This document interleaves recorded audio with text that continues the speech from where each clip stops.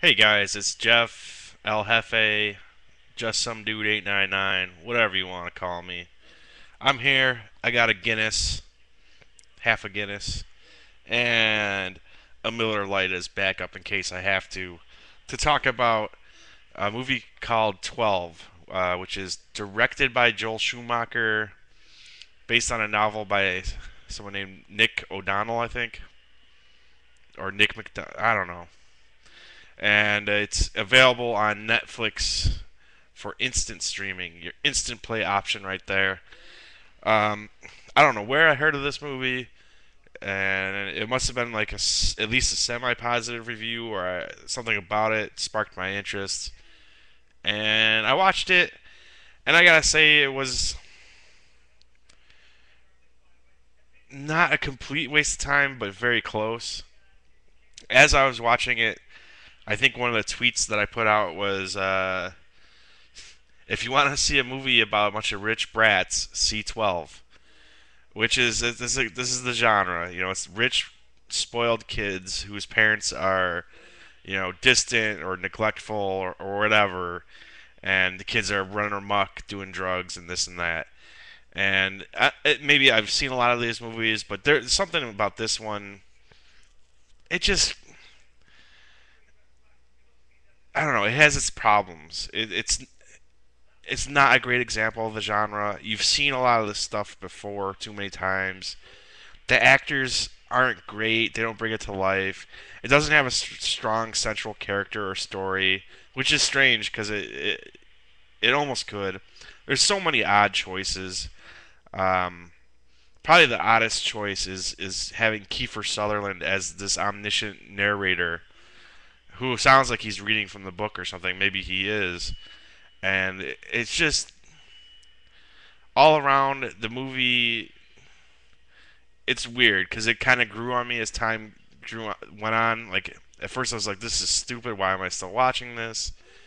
Then you get to the close to the end, it started to grow on me for several reasons, which I'll probably get into. And then it just had a utterly like unpleasant ending, and then you're just kind of left going, "Why did I watch?" Uh, so I already told you kind of what the genre is. The story is this guy. His name is White Mike. That's what people call him. Played by Chase Crawford, who I don't know who he is. He wasn't very impressive in it, but I guess he was from Gossip Girl, which, as you guys know, is my favorite show.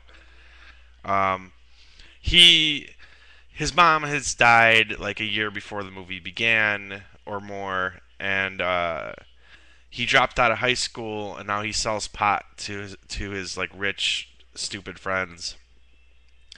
And there's a whole mosaic of other characters that I won't get too deeply into. But basically, it's him wandering around. You know, I don't know what his arc is supposed to be. He's supposed to realize that he shouldn't be selling drugs, I think, or I don't know.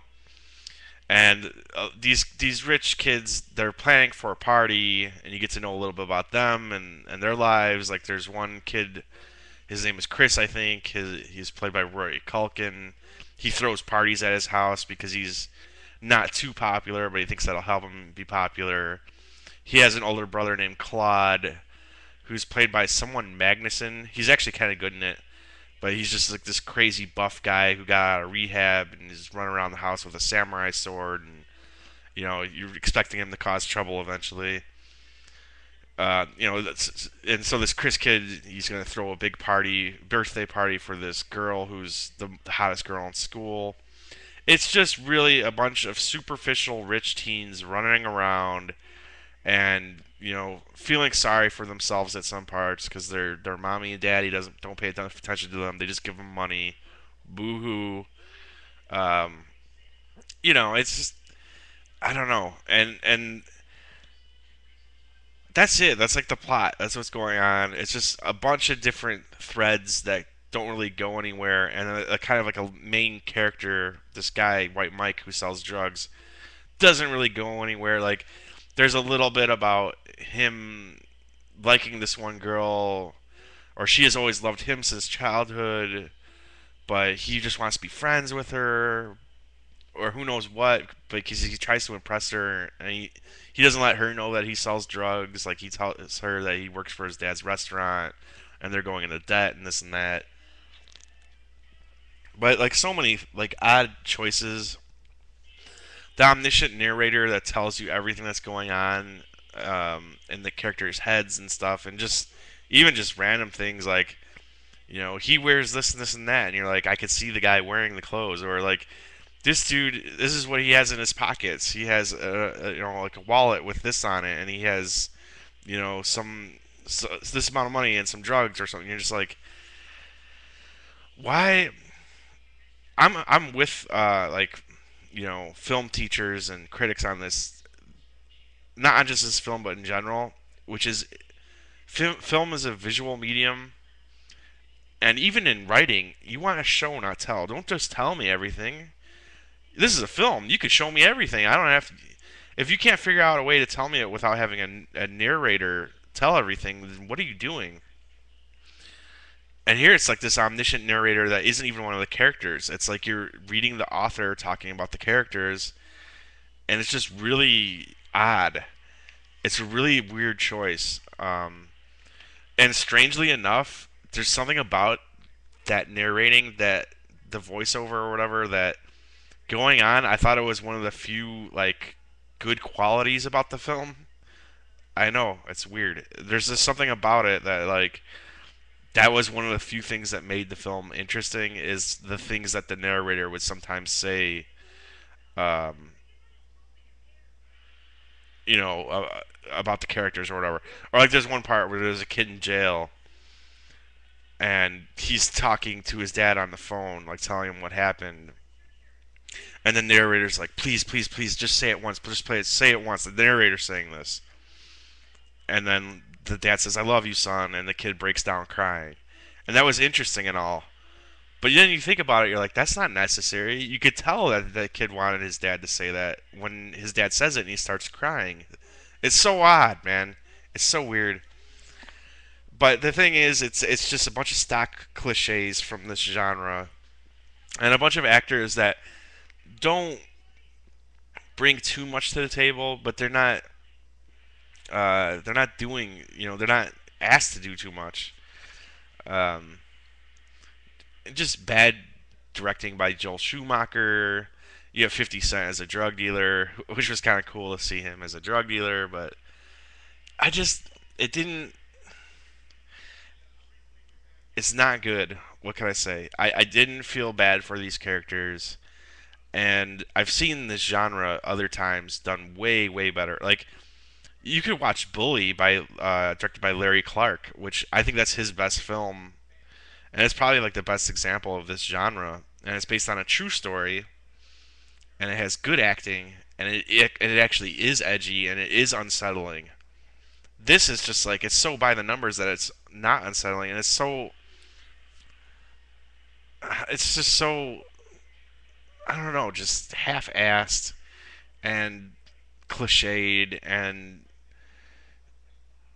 just it's probably a hard thing to pull off to do right, but it doesn't work here. It doesn't go anywhere. The movie, in my opinion, it kind of sucks. Now, I will say that, like as I said, as it went on, I kind of got drawn into it a little bit. It took a while though. It took longer than it should have for me to give a shit at all. And then the ending is just it goes the easy route, and I don't know. It just to me it was this movie is based on a book. I think the guy's name is Nick O'Donnell. If I'm wrong, correct me. But it's a kind of a famous book from 2002, I believe, and it was written.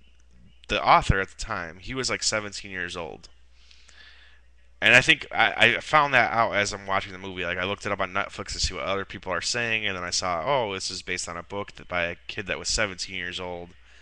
And there's things about it. Now I haven't read the book, but we're talking about the movie. There's things about it, subject matter wise, and the narration and stuff that is it's very impressive for a 17-year-old. The way he juggles so many characters, and the way he nails all these different stereotypes. Um, some of the sentiments sound way older than someone that's 17 years old. Um, and that's what I think maybe kind of like I was a little impressed by. I was just like, man, he's able to he's juggling a pretty big cast of characters. They're all pretty spot on if you know people like this. You know, he's got an interesting voice and an interesting style. Like if the narration in the movie is the voice that it was written in, it's interesting. It's unique. You know, it's someone that is very confident of what they're doing at a very young age, and that's pretty impressive. But at the same time, the movie is kind of like it is like a 17-year-old looking at the world and looking at the people he knows and just being disappointed in them and you know sharing his distaste for like what he sees in other people. And I guess it kind of does have some wisdom. You know, I don't know. It has some insight. I guess I would say. For that age, and he nailed his peers and stuff. Even if he's one of them. Um, but it doesn't have the wisdom of someone older that could see good in the people. There's not enough humanity in some of the characters, at least not enough at all times. Um, and it's just, I don't know, man. I didn't like the ending. I don't know. It's not just that he doesn't see the humanity in them. There's a problem. I don't know if it's in the book or if it's just in the film, where it's like, are we making fun of these people or are we supposed to feel sorry for them? Because it doesn't. Is this tragedy or are we satirizing rich kids? I think it leans more towards tragedy, but it spends a good deal making fun of them in a way.